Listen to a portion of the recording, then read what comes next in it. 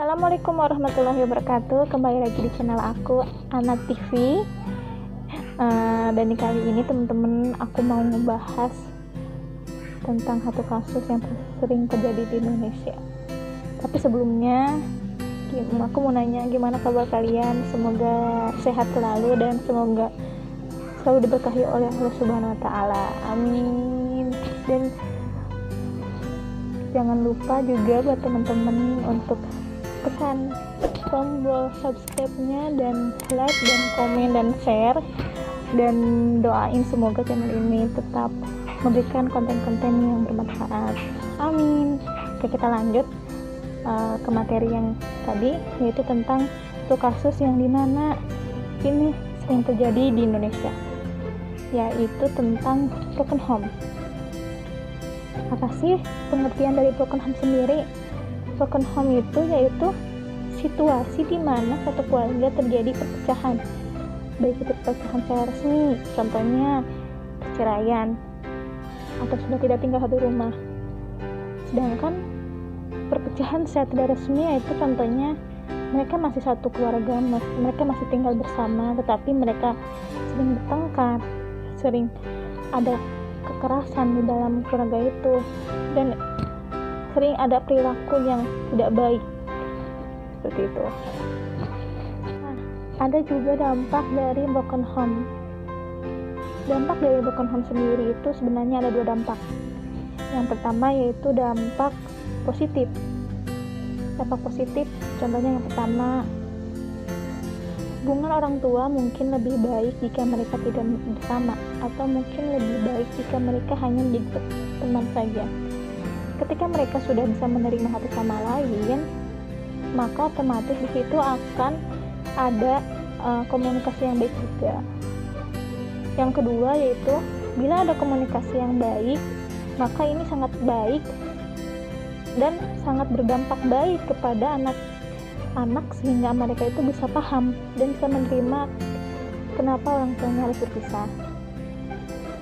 Nah, sedangkan yang ketiga yaitu orang tua tetap akan memberikan atau mencurahkan kasih sayang dan perhatian kepada mereka. Ketika mereka tetap mempunyai komunikasi yang baik, otomatis mereka bisa memberikan perhatian walaupun mereka berpisah, daripada mereka bersama tetapi mereka sering bertengkar dan tidak saling menerima satu sama lain. Yang kedua yaitu dampak negatif. Dampak negatif ini yang pertama, tidak ada komunikasi yang baik antara anak dan orang tua. Orang tua tidak menjelaskan alasan kenapa mereka akhirnya memilih untuk berpisah, tidak menjelaskan kenapa mereka akhirnya tidak bisa hidup bersama, dan ini akan menyebabkan si anak tidak bisa berkomunikasi dengan baik kepada orang lain, contohnya kepada teman atau kepada keluarga yang lain, dan mereka lebih memilih untuk pendiam dan menutup diri. Yang kedua yaitu takut menjalani hubungan yang panjang, contohnya menikah. Mereka takut jika apa yang terjadi kepada orang tua mereka akan terjadi kepada mereka. Yang ketiga yaitu mereka mempunyai perilaku yang keras kepala atau kasar.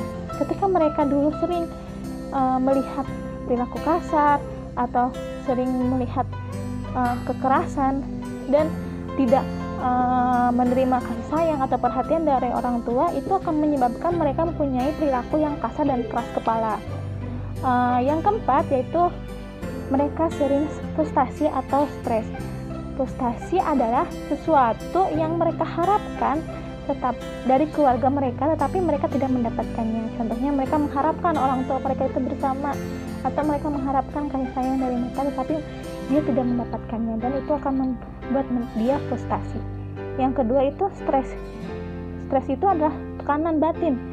Ketika mereka sering melihat pertengkaran, sering melihat kekerasan, dan tidak menerima apa yang mereka inginkan, itu akan membuat mereka tertekan. Selanjutnya yaitu cara bagaimana menghadapi broken home. Yang pertama, kita harus mempunyai atau memiliki support system.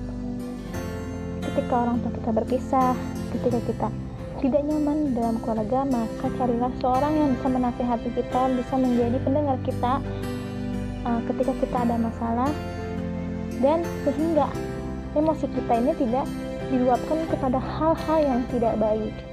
Yang kedua yaitu tetap melakukan aktivitas atau produktif, tetap fokus kepada masa depan kita, kepada hobi kita, dan kepada apa yang kita suka.